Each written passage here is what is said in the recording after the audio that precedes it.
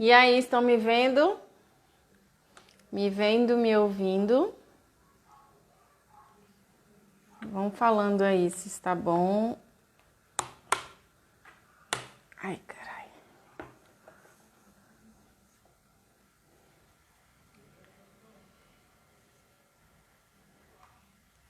Oi, Sandrinha. Pablo, vamos, gente. Vão entrando e ficando à vontade. A Alisson, tá me ouvindo? Vocês estão me ouvindo bem?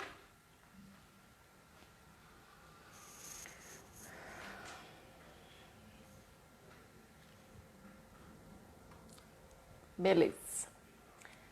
Só esperar, dar o horário, esperar a Geizinha chegar.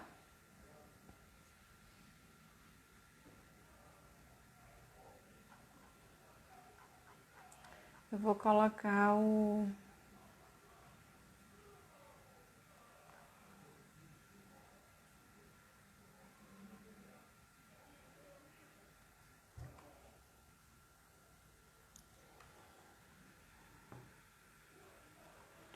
Oi, Mari! Vamos chegando, meu povo. Fiquem à vontade.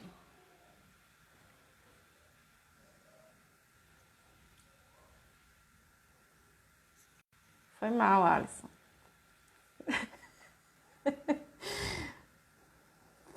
Deixa eu achar.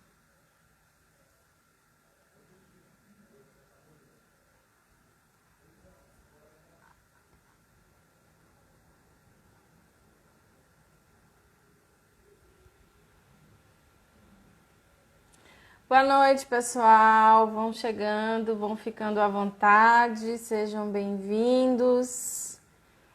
Estamos aguardando só um pouquinho a nossa convidada de honra dessa nossa Anima Live de hoje.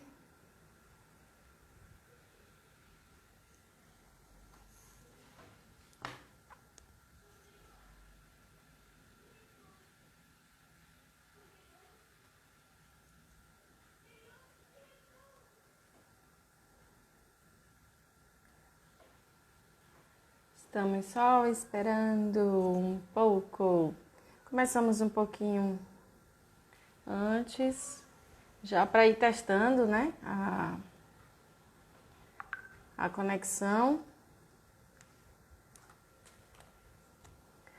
Oh, God, cadê?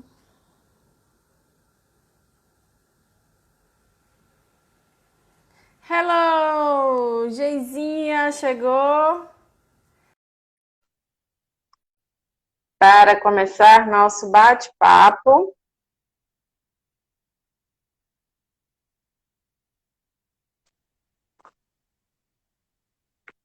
Oi, oi. Olá! E aí? Tá tudo tranquilo? Som, imagem, todos estão vendo Geizinha? Deixa eu só colocar o tema aqui. Ajeitar aqui. Deixa eu ver se o áudio tá bom aí. Pois o fone Eu para tô ficar te ouvindo melhor. perfeitamente. Eu tô te ouvindo perfeitamente. Você está? Tá, tudo ok.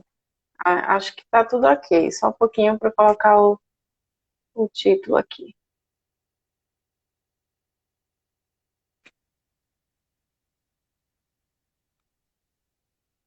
Então, pessoal, vão chegando, vão ficando à vontade.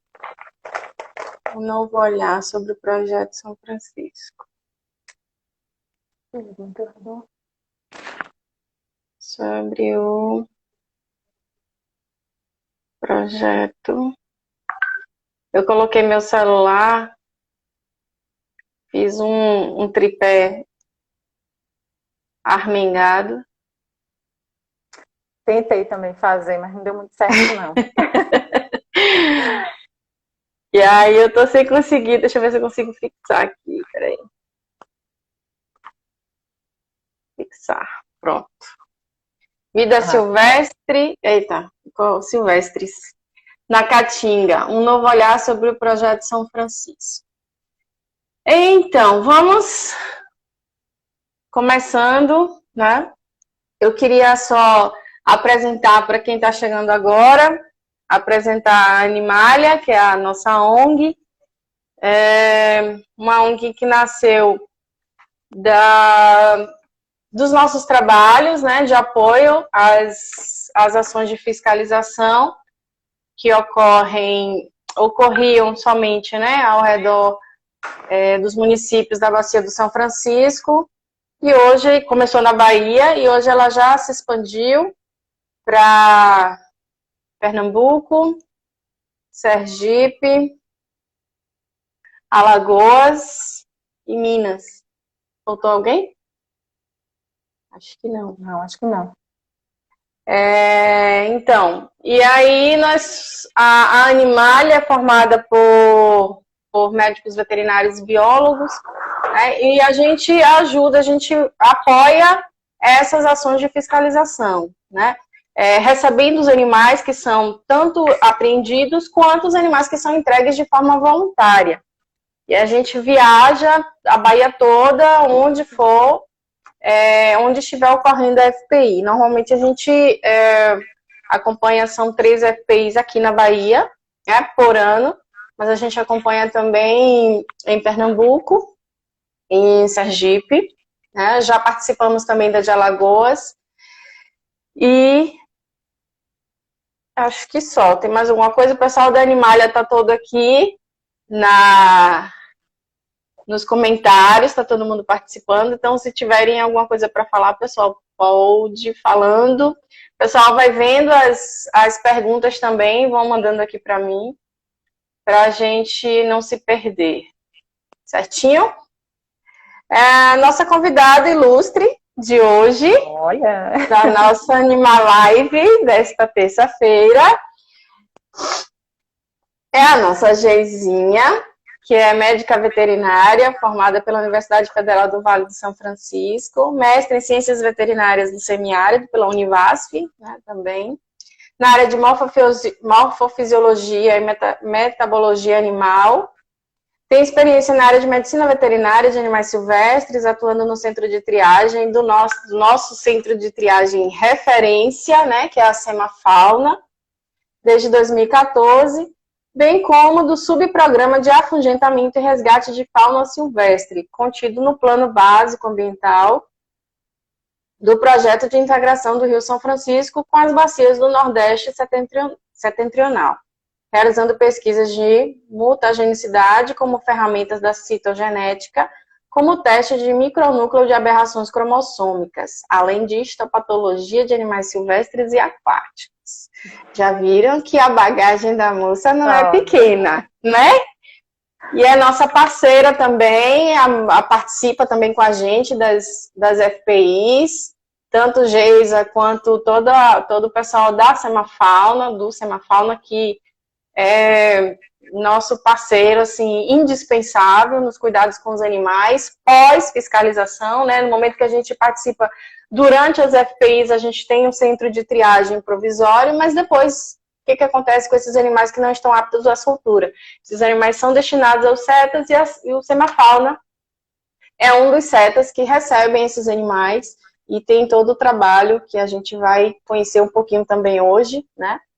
Então, Geizinha, eu vou deixar você bem à vontade, você se apresenta, né, o seu trabalho, o projeto de São Francisco, e à medida que forem surgindo as perguntas, a gente vai pontuando aqui, tá bom? tá bom, Debinha. Passando a bola para você. Eu agradeço aí o convite, né, de vocês da Animalia, e a gente acabou se conhecendo aí nesse mundão, né, nessas fiscalizações e fazendo essa parceria maravilhosa, muita gente boa que a gente teve a oportunidade de conhecer. E vocês me convidaram, né, para falar um pouco sobre a minha atuação no projeto que envolve o Semafauna, né? E aí, no primeiro momento, eu fiquei pensando, poxa, mas falar dos CETAs, né? O CETA seria a ponta do iceberg, que é o mundo desse projeto, né? Então, eu meio que fiquei... não, se eu for falar do trabalho do Semafauna, eu realmente vou tentar abranger mais, né? E a gente tentar mostrar um pouco, porque é muita coisa, mas eu vou tentar pincelar um pouco, né, sobre cada grupo que está participando, que faz parte, que compõe esse projeto, e, e dar realmente, por isso que surgiu, né, esse tema aí, um novo olhar sobre o projeto São Francisco, né? Porque o projeto São Francisco é uma obra muito polêmica, né? É o projeto de integração do Rio São Francisco com bacias do Nordeste Setentrional, mais comumente conhecido como transposição, né, do nosso Rio São Francisco, e sempre muitas críticas, enfim. Então, um novo olhar realmente, porque esse projeto, esse grande projeto, ele abriu portas para que nós que trabalhamos com a fauna e com a flora, né, a gente conseguisse adentrar a Caatinga, que é um bioma tão pouco estudado, né? E a partir daí a gente teve a oportunidade realmente de conhecer mais a fundo esse bioma, né? Então eu vou procurar falar realmente, né, pedir apoio aos meus colegas de trabalho, eles abriram assim mesmo, sabe, me ajudaram e fizeram um resuminho de cada grupo que eu pudesse passar a todas as pessoas, né, para a gente conseguir divulgar um pouco desse trabalho. Não pode ficar só dentro ali do projeto em si, né, isso tem que ser passado realmente para todos. Então, eu vou começar falando um pouquinho do projeto e a gente vai entrando na parte da fauna, tá bom? Sei. Ok, realmente as pessoas ouvem muito falar sobre a transposição, mas não sabem o que tem, o que, que verdadeiramente ocorre, né? E o que demanda essa transposição. Verdade, então, vou explanar rapidinho, eu tenho uma imagem, eu vou tentar até mostrar, não sei se eu consigo girar aqui, acho Você não que consegue sim. isso, girar Então, aqui, ó, a gente tem um mapinha, né, que seria do Projeto São Francisco, né, e os dois eixos, então o eixo norte, que ele sai aqui de Cabrobó, né, e o eixo leste saindo aqui de Petrolândia, do Lago Itaparica já.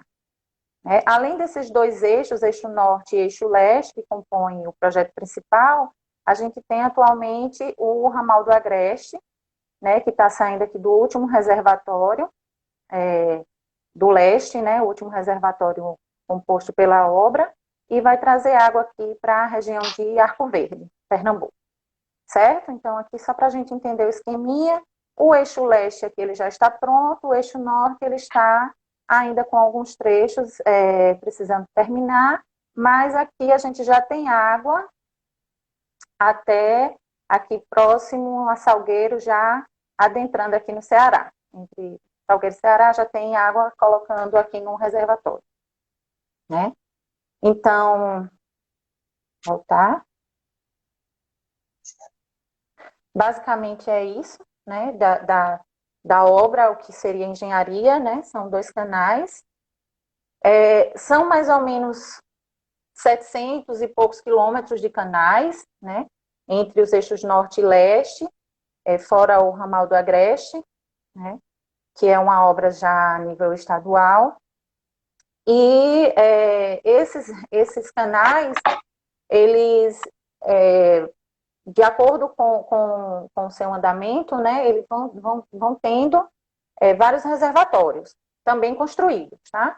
E aí a gente atua como fauna no resgate, né, durante a supressão da vegetação, durante a retirada dessa vegetação. A gente está acompanhando ali as máquinas que estão fazendo a supressão da vegetação, tanto na parte manual quanto no maquinário, né? Nesse primeiro momento, então, entraria a nossa equipe de resgate de fauna, para vocês irem entendendo já a montagem das nossas equipes que a gente tem, né? Então, nesse primeiro momento, entraria o resgate de fauna, e no momento em que as motosserras elas estão passando para tirar aquela vegetação inicial, a vegetação mais alta, os biólogos e veterinários eles estão junto para resgatar esses animais que estiverem ali, também isolamento de ninhos, né?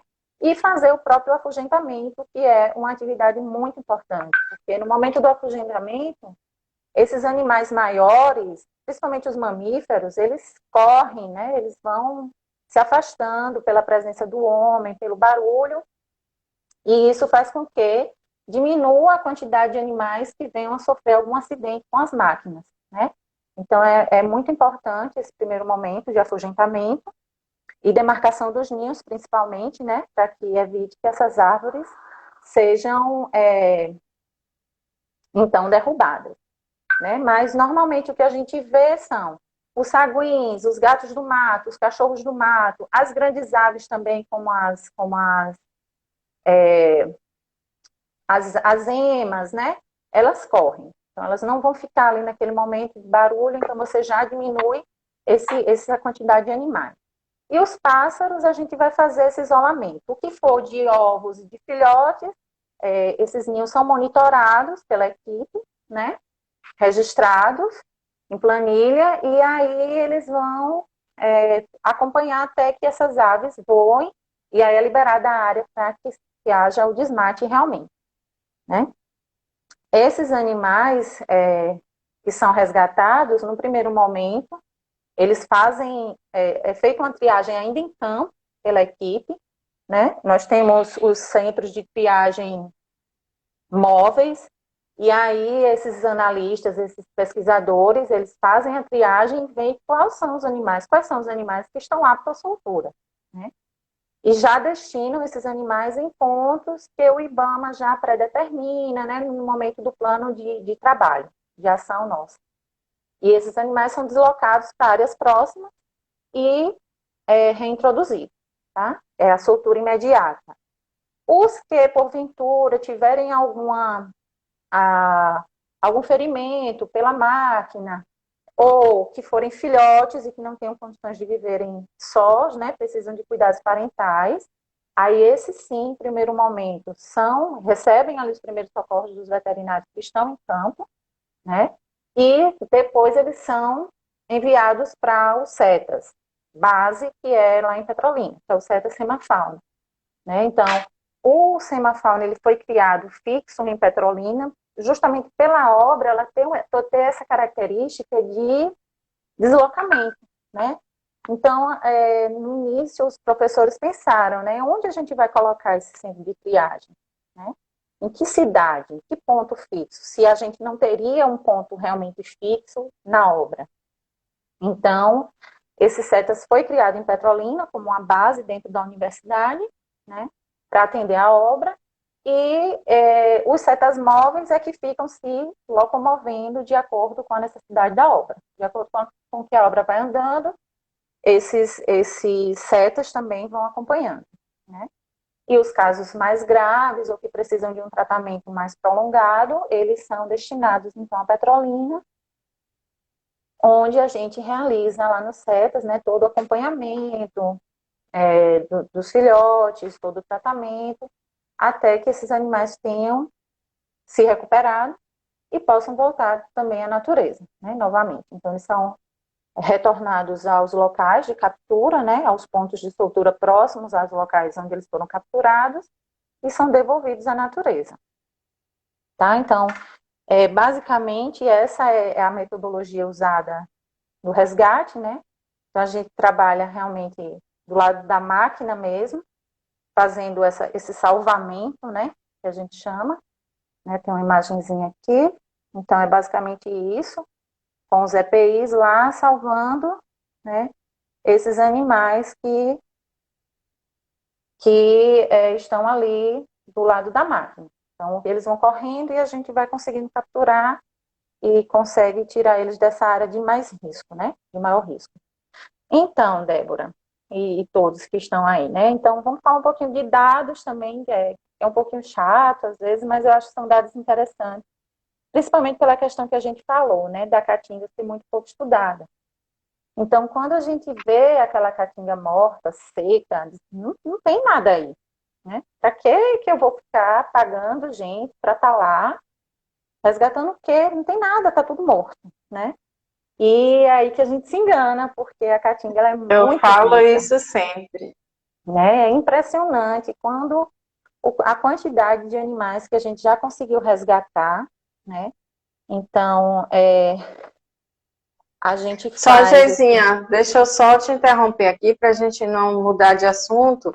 Tá. Que teve uma pergunta aqui. Quando capturado próximo ao local de construção, qual a distância e com quanto tempo já serão soltos no novo ambiente? Então, acho que você já respondeu, né, em relação aos animais que podem ser soltos, mas aí a curiosidade dele eu acho que é mais quanto à distância ou local de Distância. soltura desses animais. Uhum. Pois é, então, como eu te falei, né, esses pontos de soltura, eles são determinados pelo órgão ambiental, né, não somos nós que escolhemos esses pontos. Então, eles são escolhidos, na verdade, pelas características da área. Então, a obra ela é dividida em trechos, tá? Então, para cada trecho, a gente tem mais ou menos uma caracterização de vegetação, né, de solo, e a gente sabe que tem toda essa influência para o animal, né? Alguns animais são específicos de algumas plantas ou de rocha, então a gente tem que ter esse cuidado, né? Mas já existem essas áreas pré-determinadas pelo IBAMA, que são áreas grandes, e aí são próximas realmente. Não tão próximas que o animal possa voltar, né, para a área Sim. de risco, porque o desmate é só a primeira etapa, depois vai ter escavação, vai ter várias outras coisas, e aí essas máquinas ainda permanecem na área por um bom tempo, tá? Então, o tempo, realmente, geralmente a gente faz diário, tá? Então, os animais são coletados, e aí a gente precisa fazer uma triagem. Isso leva um tempo, porque às vezes a gente pega muito animal, dependendo da área, se a área for uma área preservada, tem muito animal, né? O que fica realmente após o afugentamento são os pequenos mamíferos e os répteis, basicamente, né? Répteis e anfíbios. Mas ficam uma grande quantidade desses animais pequenos. Então, você tem que triar isso, porque a gente faz essa contabilização, né, de animais, de sexo, se é jovem, se é filhote, enfim, faz toda uma coleta de dados realmente, né, desses indivíduos, fotografa, faz o georreferenciamento, né, de onde eles foram capturados. Então, isso leva um tempo de triagem. Então, a gente não consegue soltar imediatamente, tá? Então, tem que ser feita a avaliação também, se o bichinho está bem, né, se ele não teve alguma lesão e tal. Então, geralmente, o que a gente faz? A gente passa o dia na máquina, né? Fazendo esse resgate. E no final do dia, ainda com sol, a gente faz a soltura desses animais. Certo? Normalmente, o que é feito, o tempo é mais ou menos esse. Tá? Acho que eu respondi aí, né? Mas tem mais pergunta aqui. Então, Você prefere ir respondendo assim, por etapa? Porque à medida que a gente for falando sobre outros assuntos, eu acho que para voltar fica, com certeza. É melhor. né? Uhum. Então, a Alisson perguntou aqui, quais as dificuldades do dia a dia do campo? Nossa, muitas. Ai, são muitas. Porque, tipo, você trabalhar em obra não é fácil, né? Para quem trabalha com meio ambiente, eu acho que isso é mais difícil ainda, porque a gente costuma falar que quem trabalha com meio ambiente é a pedra no sapato dos engenheiros, né? Então, eles querem adiantar a obra, eles querem desmatar, eles querem adiantar e construir, né? E a gente quer salvar vidas. Então, a dificuldade já começa daí. Então, você tem que ter jogo de cintura para estar lidando com todo esse pessoal que você está em campo, né? Com os encarregados da obra, e conversar, e dialogar, e realmente chegar em um consenso. Até, enfim, toda a estrutura no campo é muito difícil, né? Para nós que somos veterinários, é muito complicado você prestar um atendimento a um animal na carroceria do carro, né? Então a gente tem que, muitas vezes, se é uma Fazer emergência, a gente milagre. não dá para, mesmo que tenham setas móveis, mas eles não ficam do lado da máquina, né? Geralmente a gente deixa nos canteiros de obra. Então, às vezes, você precisa prestar os primeiros socorros ali mesmo. Então, abre o fundo da caminhonete, improvisa ali alguma coisa, fazer uma limpeza, fazer uma sutura, fazer, né? Então, é outra dificuldade. A mesma forma, a gente também encontra dificuldades no salvamento mesmo das espécies, né? Então, isso também é bem complicado. Tem gente mesmo, colegas meus que trabalham na mesma área, falam que não tem estômago para estar trabalhando em resgate, porque é muito difícil, você vê muito bicho Comigo não machucado, funciona né? resgate também. Então, você tem que ter o psicológico muito forte mesmo para estar superando aquilo. É bem difícil, não é fácil, não. Acho que essas são as principais dificuldades. Tenho mais uma. Jorge, nosso companheiro lá de Jacobina, da Secretaria de Meio Ambiente de lá de Jacobina. Vocês fazem algum tipo de orientação aos trabalhadores que utilizam os maquinários para o desmate? Sim, sim. Além da própria empresa, ela já ter a educação ambiental, a questão de tudo isso, né? Muitas vezes a gente também dá palestras em campo para eles, né? Essa questão de segurança, da questão dos animais mesmo, né? Dos peçonhentos. Enfim, a gente mostra um pouco do nosso trabalho e isso ajuda muito, porque muitas vezes a gente consegue um pouco do respeito deles, né? Por conta dessa abertura, nesse momento de palestras e tal. Porque precisa ter isso. Então, você trabalha ali do lado de muita gente, de peão mesmo, né? E que ele acha que é bobagem seu trabalho. Você vai salvar Pois calango, né? Muitas vezes, quando a gente chega em campo, eles falam, chegou os salvadores de calango. Então, é bem complicado, né? Você tem que ter realmente esse jogo de cintura. Mas a gente consegue passar ainda muito através da educação ambiental, né? E o pessoal começa a entender um pouco o porquê que a gente está ali, o quanto importante é a gente estar ali, salvando essas vidas. Né? prontinho, vamos prosseguir. Oi? Pronto, então eu estava falando dos números, né? Que a gente estava falando da diversidade da Sim. caatinga. Então, os eixos norte e leste, a gente começou a fazer a parte de resgate em 2008. Né? Então, atualmente, esses dois eixos já foram resgatados. Deixa eu colar aqui. Já foram resgatados mais de 180 mil animais. Né? Então, é muito bicho, né? Muito animal. Que você vê assim, em dois eixos, né? Mas que cortam a caatinga ali em diversas áreas, áreas preservadas, áreas com água, área de seca total, área já antropizada, que era criação de gado, enfim, né? A gente pega várias características da caatinga, né? E no ramal do Agreste, né, que é aquele eixozinho que está saindo para Arco Verde, já é menor e também ele começou agora, em 2008, desculpa, em 2018, né, e o total de animais 28 mil, mais de 28 mil animais. Isso só para resgate. Né? Quando a gente vai colocar a equipe de monitoramento, que faz todo o monitoramento numa área paralela à obra, esse número vai aumentar ainda mais. Né? Então, a caatinga da gente é muito rica. E outro Extremamente. dado também que eu quero colocar, da importância de se ter esse trabalho de resgate nos empreendimentos, principalmente nos grandes empreendimentos, né? Os nossos órgãos ambientais têm que realmente exigir que exista isso. Porque desses mais de 200 mil animais resgatados, só pelo nosso projeto, né? 90% dele voltam à natureza. Né? Talvez se não tivesse o resgate, a maioria deles tivesse morto, né? Morrer. Teria sido atropelada pelas máquinas, enfim, ou não teria saído da área, mesmo conseguido fugir no primeiro momento, eles iriam retornar e outras máquinas iriam atropelar, né? Provavelmente. Então é muito importante. Como eu falei também, Debinha, dos reservatórios, né, que existem, além dos canais, quando passa essa etapa de construção de canal, de reservatório, a gente ainda tem uma outra etapa de resgate, né, que é o resgate embarcado, que é durante o enchimento desses canais novos, ou desses reservatórios novos, né?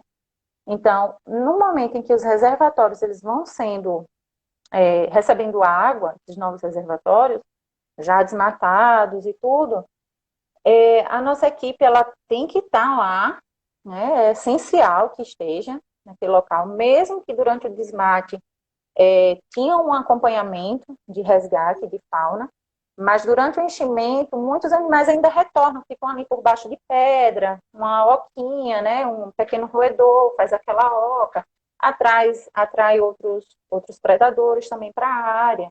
Muitos ninhos são refeitos, né? Naquela área também, que já foi desmatada. E aí, a gente precisa estar em campo resgatando esses animais para que eles não morram afogados, né? Aí eu fiz uma fotinha aqui também para você ver mais ou menos, vocês verem. Então é basicamente isso, ó. A gente de dentro do barco lá, o reservatório está enchendo, né?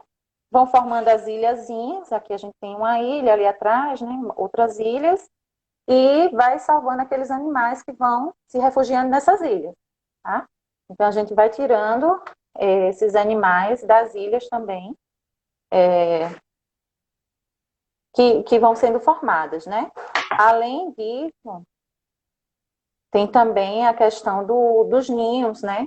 E aí não dá para isolar. Aí muda a metodologia, né? Porque você vai isolar, vai ser inundado. Não adianta isolar. Eu ia te perguntar isso. Pois é. Aí a gente tem que realmente recolher esses ovos, os filhotes, e aí leva para os cepas, né? Aí a gente vai tentar chocar esses ovos e criar os ninhegos, né? E criar também esses ninhegos até que eles possam ser devolvidos à natureza também. Mas a gente tem que retirar, não pode deixar lá, porque senão vai morrer Não, vai afogado. levar tudo. Então não tem como. Aí muitos mamíferos também, aqui foi uma foto também do resgate embarcado, tá vendo? Eles ficam alojadinhos onde eles conseguem, ó, tem um saruezinho ali no ninho, se refugiando, esperando, né? Porque provavelmente a água já chegou no tronco. Muitos roedores a gente consegue resgatar, né? Dessas áreas também. E os filhotinhos, ó. O ninho é retirado inteiro. Meu Deus. Ainda em campo, os analistas, né, os biólogos e veterinários fazem a alimentação, ficam fornecendo até transportar para a gente aí no CETAS, né? No Semafauna. Aí a gente fica com um monte de bebê lá. Agora mesmo tá cheio de bebezinho. Não. De ave e de ratinho. Pra gente ficar cuidando. Porque tô colocando água, né? Perto de salgueiro. Enfim. Aí Mamãe de acho que aluguel. a parte de resgate é basicamente isso, né, que a gente tem de informação. E aí a gente pode partir para a parte de monitoramento. Tá? O monitoramento, ele vem sendo realizado caminhando junto, né?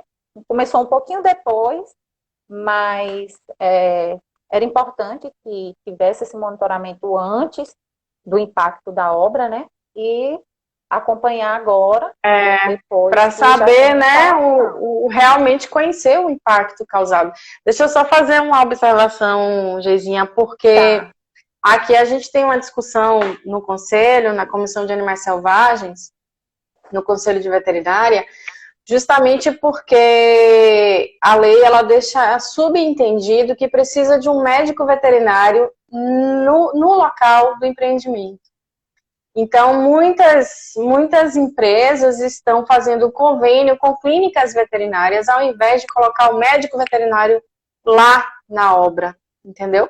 E a gente está lutando, assim, muito para ver se a gente consegue mexer com essa parte de legislação, porque cada um entende de uma forma. Quer dizer, você está falando esse trabalho maravilhoso, imagine a quantidade de animais que vocês conseguiram resgatar. Se não tivesse médico veterinário no local, no empreendimento, não ia, acho que nem metade disso aí ia conseguir ser salvo. Então realmente pontuando assim que eu sou apaixonada por esse trabalho de vocês. Mas vamos prosseguir. Tem que ter mesmo, com certeza. Bem, então, aí continuando a parte de monitoramento, então, eu vou dar uma pincelada maior, porque também eu não domino, né? Aí foram os auxílios dos meus queridos que passaram, para que a gente pudesse divulgar um pouco do nosso trabalho no geral, tá bom? Então, eu vou passar alguns dados. E se eles estiverem aí também, eles podem ajudar. E ajudando, né? Com certeza. Algumas pessoas. Pois é. Então, nós temos os programas de monitoramento da herpetofauna, né, que envolve répteis e anfíbios, ornitofauna, que são os das aves, mastofauna, os mamíferos, entomofauna, que é dividido em terrestre e a parte aquática, né, que são os insetos, o monitoramento dos insetos, a ictiofauna, são os peixólogos aí, nós. Eu tenho um pezinho na ictio. Pois é. E acho que eu não esqueci ninguém. Mamíferos, aves, né, répteis, enfim, a gente monitora todas as áreas mesmo para a gente ver essa questão do impacto. Principalmente porque você está tirando vegetação daquele ambiente e muitas espécies sensíveis, elas são dependentes realmente daquele ambiente para estarem presentes ou não, né? Então, o que a gente vê realmente de todas as equipes é basicamente isso, né? Que você, em alguns pontos de monitoramento, onde a caatinga ela é bem preservada, ela tem uma variedade de vegetação muito maior, quer dizer, ela oferece vários hábitats naquele trecho, ela tem uma diversidade, uma riqueza muito maior, né? E existem ali naqueles locais espécies sensíveis para todos os grupos, né? Principalmente por isso, quando a gente pensa na questão do ambiente. Estão interligados totalmente, né? Então, o que a gente vê da Herpeto, né, que faz esse estudo dos répteis, serpentes, anfíbios, os cágados, tartarugas, jacarés, enfim, eles já conseguiram, nos 2 eixos norte e leste, registrar 89 espécies, né, de répteis, um número mais de 100 mil animais eles já conseguiram capturar, e aí é diferente, a metodologia não é com armadilha, né, porque já é monitoramento, então eles fazem a instalação de pitfall, fazem a busca ativa, né, de serpentes durante o dia, à noite eles vão também para campo fazer a ausculta de anfíbios, e aí identificam as espécies de anfíbios que tem naquele ambiente, para fazer um registro fidedigno realmente do que está ali naquela área, né? E aí,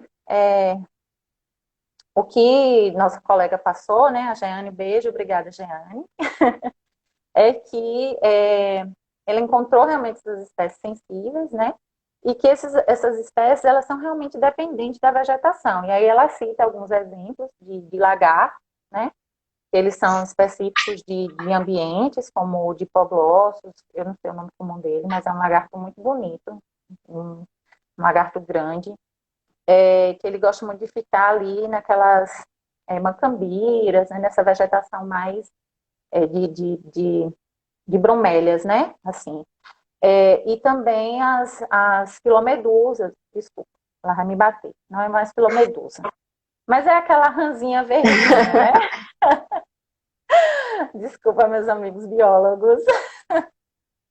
E ela é muito dependente do ambiente. Então, a reprodução dela, ela só realiza em algumas plantas que ficam às margens de áreas alagadas, então de lagos, de riachos, né? Se você não tem esse ambiente, ela não vai ficar ali, né? Então, a gente vê o quanto que o homem consegue influenciar na vida dos animais, né? Porque assim, é só uma plantinha, eu vou tirar, né? Então você está tirando ali a casa de um bicho que não consegue viver em outra casa que não seja aquela, né? Exatamente. Então a gente se depara realmente com umas coisas assim. E outra coisa também que ela colocou que eu achei bem interessante é a questão de você ter água através da transposição do rio, né, do Projeto São Francisco, você ter água em ambientes que nunca teve água. Então, tem água ali da chuva, uma poça, né, um caldeirão, como o pessoal costuma chamar, que são aqueles caldeirões de pedra, e que na época de estiagem seca tudo. E agora você vai ter água praticamente o ano todo naqueles canais, naqueles reservatórios. Então, o que é que isso implica, né? eu posso estar atraindo espécies para aquele ambiente, né? Como jacarés, como alguns cágados d'água, né? Que também vão seguir esse fluxo d'água e vão começar a se locomover e habitar esses outros ambientes. O que é bom, mas ao mesmo tempo é preocupante, por isso que a gente precisa realmente manter o monitoramento para ver como é que vai ficar isso, porque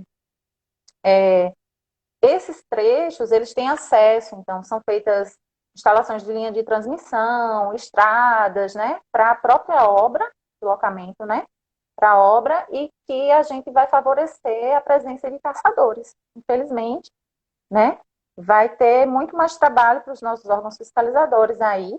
A FPI vai ter que subir agora aí os eixos norte e leste, porque é Rio São Pois Francisco é. também. E o Rio São Francisco está chegando lá, a gente tem que ir também. Pois é, eu acho também, porque é complicado. Você abre muito esse campo. É o mesmo que acontece para os mamíferos, né? Você tem um reservatório enorme ali que não existia. Então, as onças, os grandes felinos, paca, né? Esses outros animais que o pessoal gosta de caçar, eles vão até a água, beber água, né? Saciar a sede e podem ficar vulneráveis nesse momento para caça, né? Infelizmente. Então, a gente tem isso também como um olhar para um futuro que vai ter que ser realmente feito uma fiscalização mais pesada em cima, A né? Andresa já mandou aí, ó, FPI vem para Paraíba. Olha. Então, eu acho que basicamente isso é teto, né? Sem falar nas serpentes também, que o pessoal mata muita serpente, tem muito medo, né?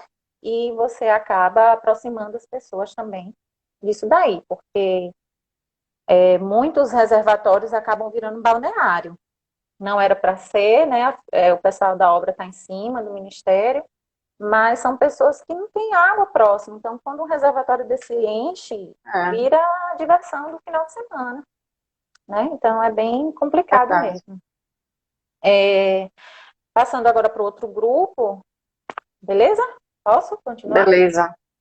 Eu não Vai, estou mais seguinte. vendo os comentários, não. Por Não, os favor. meninos estão mandando para mim aqui. Quando tiver alguma pergunta, eu sinalizo. Pronto, tá. Então, a parte de mamíferos, a gente tem hoje, nos dois projetos, né, nos dois eixos, norte e leste, 63 espécies, né? É o que equivale a aproximadamente 35% das espécies registradas para a Caatinga, sendo que você tem a transposição, os dois eixos, ali centrais, né? Então, toda aquela Caatinga de Mata Atlântica, ali mais próximo da Mata Atlântica, né? Área de estricto senso, né? Então, não está dentro, né, disso daí.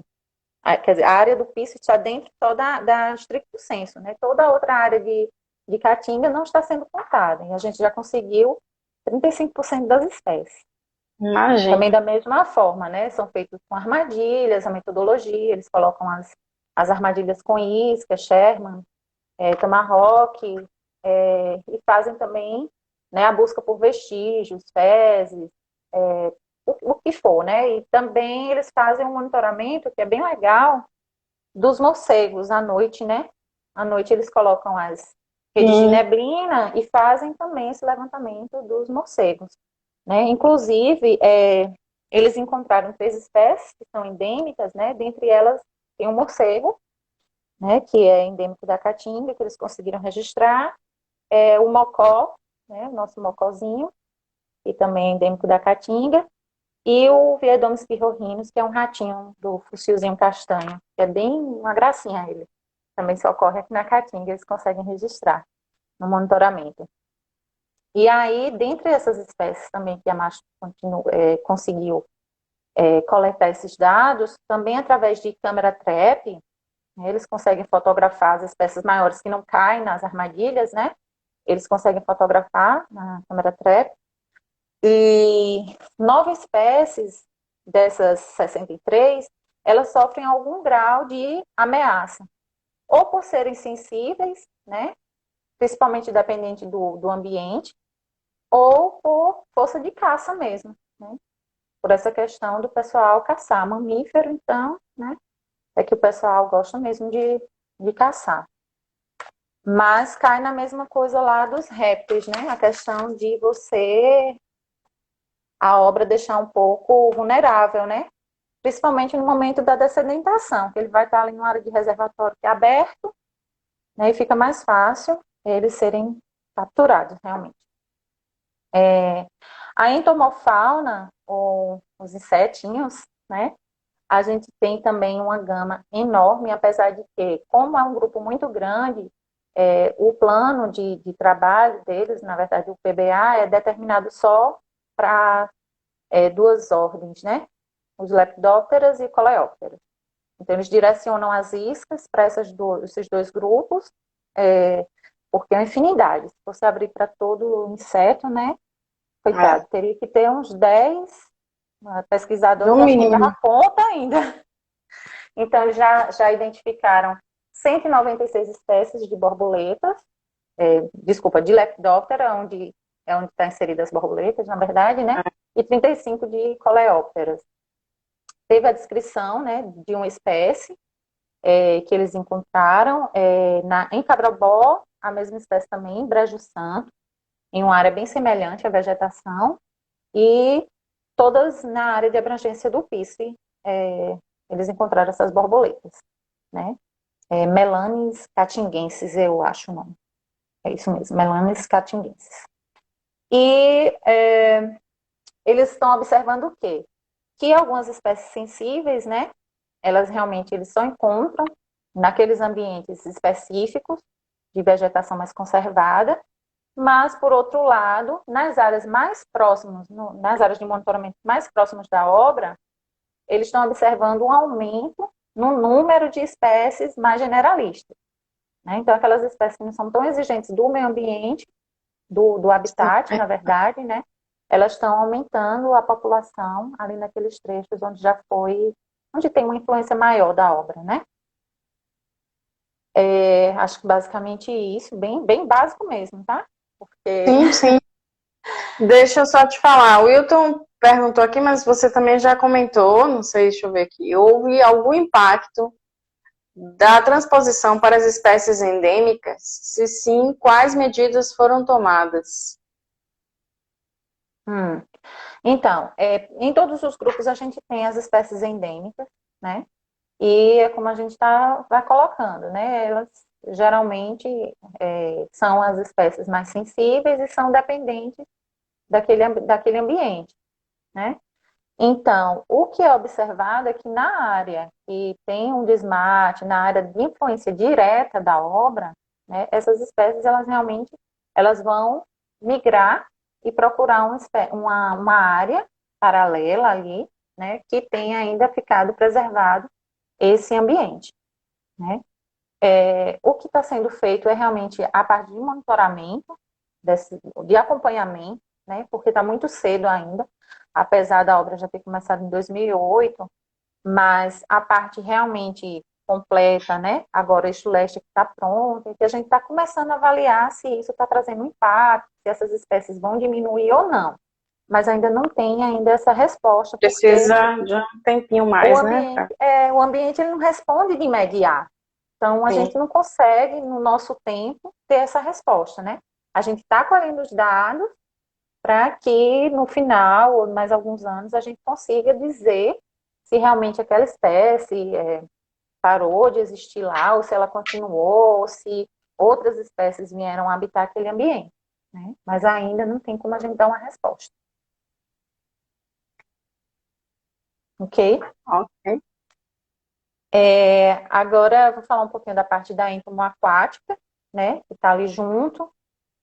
Os insetos aquáticos, na verdade, a maior parte deles são fases que eles têm na água, né? Os insetos terrestres, as borboletas ou mariposas e tal, que eles têm um ciclo na água, né? Como a libélula, por exemplo, né? Que ela tem a larvinha, que é aquática, e depois ela passa para a parte terrestre, que seria já a libélula realmente como a gente conhece. né? Então, é uma fauna também muito rica e muito interessante de se estudar. Como eu trabalho com peixe, a gente sempre está lado a lado, porque os pontos de monitoramento são comuns, e a gente consegue acompanhar muito isso e relacionar a parte de inseto aquático com peixes, né? Algumas espécies sensíveis, por exemplo, elas podem ser utilizadas como bioindicadores da qualidade da água, né? Como é que está aquele reservatório? Então, os pontos de monitoramento da água, elas foram analisados, na verdade, foram selecionados pontos que já existiam no trecho, né? Pontos das bacias receptoras e pontos também das bacias doadoras. Eu falo das bacias doadoras porque o São Francisco e as subbacias do São Francisco, como Mochotó, Pajeú, o Brígida, né? Terra Nova, fazem parte da bacia do São Francisco. E aí a gente tem pontos de monitoramento distribuídos em todas essas bacias de ambientes aquáticos que já existiam, né? De corpos d'água que já existiam para abastecer cidades, riachos, enfim, que são efluentes do Rio São Francisco, e também alguns rios das bacias receptoras, né? E reservatórios das bacias receptoras. Então, a gente pode avaliar também um pouco, antes de, por exemplo, falando do leste, que já está pronto, já tem água na Paraíba, né? A gente pode avaliar como era a água dos açudes que receberam água do São Francisco antes do São Francisco, antes das águas do São Francisco, e atualmente que a água já chegou lá, né? E aí a gente pode envolver também, aproveitar esse link, e envolver também a parte de análise de água, que a gente também faz no SEMA, né? A gente tem uma bióloga responsável só para fazer essa análise de água, de qualidade de água. E ela notou isso, né? Que os açudes, antes de receber a água de São Francisco, eles tinham alguns, né? Não todos, mas alguns tinham os índices muito elevados, de nitrito e nitrato, né? De amônia, a condutividade muito alta, e depois que a água do São Francisco chegou, né? Houve uma melhora na qualidade de água daquele local, né? Então, isso é um ponto positivo, porque geralmente esses açudes são utilizados pela população mesmo ali para pesca, né? Para sustentar a família. Então, você está levando uma qualidade melhor de água, onde eles possam ter um peixe de melhor qualidade para vender, enfim, né? Isso é muito bom e foi observado. Voltando aqui para os insetos aquáticos, o que eu estava falando é justamente isso, né? Que você pode avaliar a qualidade da água também por esses indivíduos, né? Além de você ver a diversidade, ver como é que eles estão distribuídos de acordo com o habitat aquático, também a gente vê essa questão da qualidade ou não do ambiente, né? Tipo, a gente vê em ambientes que são mais que são mais degradados, algumas espécies de quironomides, né? Que tem uma quantidade maior, que eles estão relacionados à presença de matéria orgânica, a uma qualidade não tão boa, né? E nesses ambientes a quantidade dele é maior. Mas ao mesmo tempo é um bichinho uma larvazinha que é mais comum. Então, eles encontram em todos os pontos de monitoramento, né, que são as larvinhas de mosquito, enfim. Em todos os pontos de monitoramento é a mais abundante para eles, né?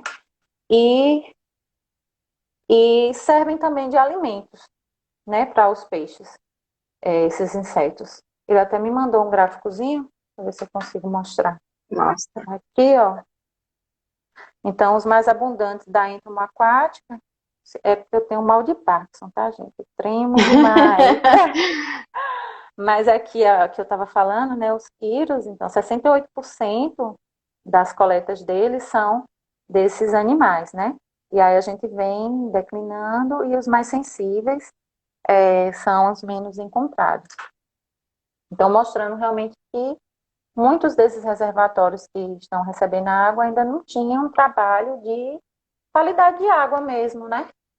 E eles não se preocuparam antes, na verdade, acredito que a gestão local, né, também não investiu, né, na recuperação desses ambientes também, talvez. Mas e a gente está vendo uma melhora, né, desses ambientes. Muito bom. Deixa eu ver agora, falar dos meus peixinhos. Pegando o gancho aí de aquática. Então, peixe é uma área também que é muito polêmica junto com a obra, porque é um grupo que vai ser muito impactado. Na verdade, a gente está mexendo diretamente no ambiente deles, né? Então, você está levando a água para outro local. Existem várias atividades de mitigação, né, que já estão sendo implementadas na obra e que a gente monitora, né, como as barreiras físicas que foram exigidas que fossem instaladas nas estações de bombeamento. Eu acho que eu não falei no início, mas o canal ele tem várias estações de bombeamento. Eles fizeram por declividade, né, para que a água desça por declividade, ela siga por declividade. Mas, para que isso aconteça, em alguns pontos, tem que ter essas estações de bombeamento para elevar a água e, a partir daí, ela descer por gravidade até uma próxima estação de bombeamento. Tá? Então, no leste, a gente tem mais bombas do que no norte, apesar dele ser menor, mas o terreno, né, exigiu-se, então, que tivesse mais bombas do que no eixo norte. E aí, no início, pensou-se em colocar barreiras para barrar totalmente a passagem dos peixes, do São Francisco para essas outras bacias, né? E aí a gente viu que é praticamente impossível. Se a gente conseguisse barrar as espécies já adultas, teriam as larvas, teriam os ovos, né? Se a gente conseguisse ainda barrar as larvas e os ovos, ainda teria a questão dos animais que fazem essa translocação. Então, a ave transloca muito peixe, né? Seja no bico, ela captura em um local e no voo esse peixe cai em outro ambiente. Ou alguns ovos, eles têm a aderência realmente, né? Os peixes põem os ovinhos ali, eles ficam grudados nas plantas, nas macrófitas, e ali a garça ou outro pássaro aquático, né? Semiaquático, quando ele está se alimentando, caminhando ali, os ovinhos podem ficar grudados nas patas, e quando ele vai para outro ambiente, ele está levando esses ovos também, né? Então, é algo assim de outro mundo, você conseguir barrar os peixes de uma bacia para outra bacia, né? Então, a gente parou de tentar ver uma forma disso, e aí tentou ver outros artifícios que pudessem ser usados para diminuir esse impacto, né? E aí chegamos à conclusão de colocar barreiras físicas nas estações de bombeamento e nos reservatórios, na saída dos reservatórios, para impedir ao menos que a biomassa passe, né? Que esses peixes maiores, eles passem, e até para evitar uma mortandade nas bombas também, né? Porque se esses peixes maiores passem, eles podem ser feridos ali no momento da turbulência, né? Da bomba. Então, o que foi proposto e é o que é utilizado hoje, as barreiras de contenção, né? E a gente faz esse monitoramento, observando se está havendo mortandade ou não, né? Desses peixes. A Alisson perguntou aí no período da Piracema. Sim. Não, a gente Geizinha, só rapidinho. Vamos encerrar aqui. Todo mundo continua, a gente vai abrir uma nova live, tá? Eu preciso encerrar porque faltam 20 segundos. E aí a gente volta, certo? Eu vou abrir uma nova live. Não saiam, voltem já já.